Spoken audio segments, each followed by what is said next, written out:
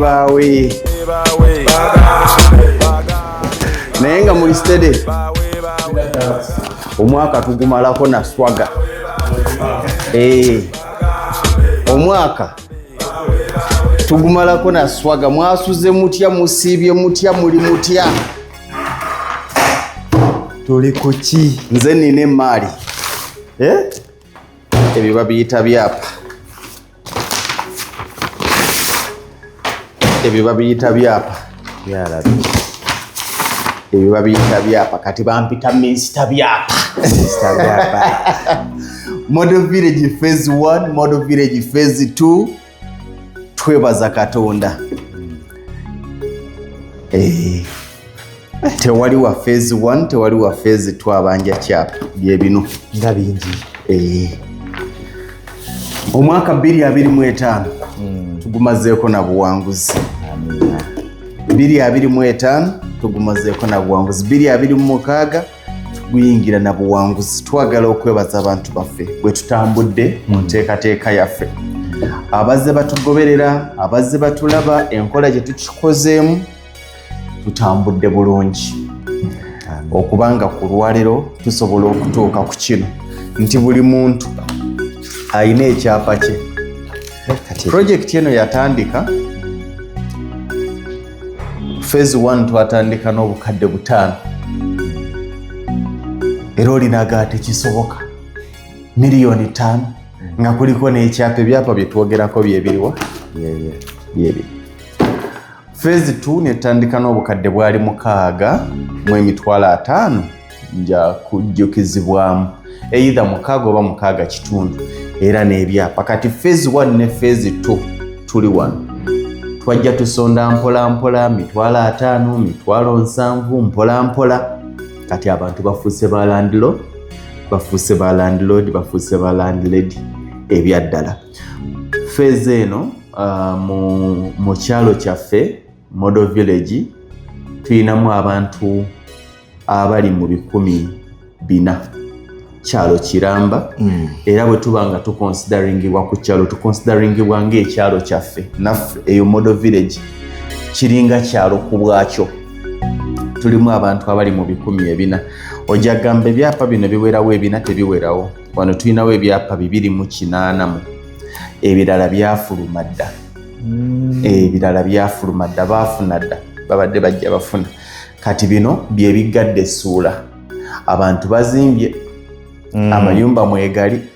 Project bagikulaakulanyiza era twebaza Katonda nti atuwadde obusobozi okubeera ekitundu oba okubeera abamu ku abo abantu abakulaakulanyiza Mpigi District nga yo, abakulaakulanyiza Mpigi Town Council, abakulaakulanyiza Buwama Town Council ne Buwama Sub County. Tukkiriza nti ebitundu bikula bantu. Project eno ebyapa biwedde buli kimu. Waliwo baganda baffe abagamba nti ekituufu nze sikyajjukira na kkubo ligendayo. Oyo gyali.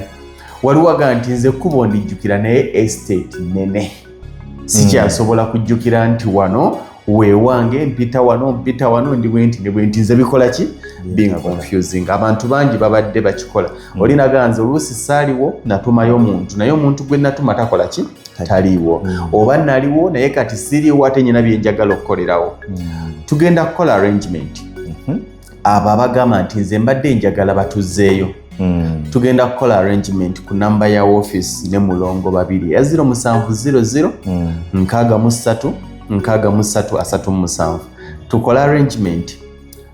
Abaagala ebyapa okuba bakwasiza ku ground nga bwe kituulawo ndaga. Nga bwe kituulawo tukulaga nti eno ensonda ogiraba nti yeeno, eno ogiraba nti yeeno, eno ogiraba nti yeeno. Tukola arrangement. Naye ejja kubeera ya ale January. Ennaku enkulu zino zonna zikole ki? Zigwemu. Ate tuleme kukkiriza kutuuka mu kalulu. Kitegeeza nti wakati wenge ennaku z'omwezi 4 nenge ennaku z'omwezi 10 awo bwe tulina okukolera arrangement.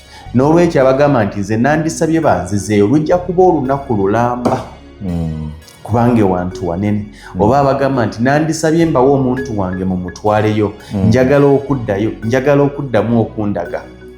tugenda kukola arrangement eyo. Mwabagamba nti mukyagala bwe mutyo ojja kuyita ku namba ya office eya 0700 63 nera 63 naye nga mwebale nnyo mwebalire ddala. Buno mbutwala nti buwanguzi nga butuukiddwako. Tubeebaza okugumiikiriza, tubeebaza okuba understanding. Tebiba byangu ebiseera ebisinga naddala ekintu bwe kiba nga kisukka emikono gyo ggwe ng'omuntu omu ne kiyingira omukono ogwokubiri n'ogwokusatu ne kiyingira gavumenti ne kiyingira woofiisi ya gavumenti. Naye byonna mu byonna Mukama abadde naffe, Mukama atutambuza, Mukama atukulembedde. Bwe biti ebyapa byaffe byonna bwe bikola ki? Bwe biri private mile land. Ojja gamba Mwami Lugonvu kweri ettaka ebyo ebyapa nsobola okugulako? Nedda, byapa byaffe uffe kubanga nange ndi omu ku bamemba abalinamu ebyange. Twesonda akasente kaffe ne tugula akantu kaffe. Nga bw'olaba abantu ku nnaku enkulu bwe beesonda ne balunda akantu kaabwe nga 23 ne bakatta. Kati tojja kuwoza mbanguzeeko kiro. Kano kaali kantu kaffe kakola ki? Ne kagira kakwesonda. Naye teweerabira waliwo obutambula obubi mu biseera bino za sako ne zibizaala. Eza sako zireeta ebizibu emiranga mingi. Naye sako yaffe ezadde amagoba amalungi. Amiina. Mukama abakuume, Mukama abawa omwaka omujja omulungi. Woofiisi egenda kuggalawo olwaleero ku Mande. Tuggalawo olwaleero after Christmas ennaku z'omwezi 27 n'28 tujja kubeerawo. 27, 28, 29 tujja kubaawo. Then asatu mu lumu n'enga lumu tujja kuba tukoze eki era tugaddewo. Ennaku ezo tuzikwate bulungi. Gwe togamba nti nze wenfunidde akalemberezo oyinza okuba wookafunidde naye ate n'omukozi ayagala okulyako Christmas n'abantu bewaki ewaka. Nze siri mukatuliki ndi musiraamu naye ate waliwo omukozi omuki omukatuliki. Bwe kityo bwe kigenda okutambula. Mukama abawa omukisa. Amiina.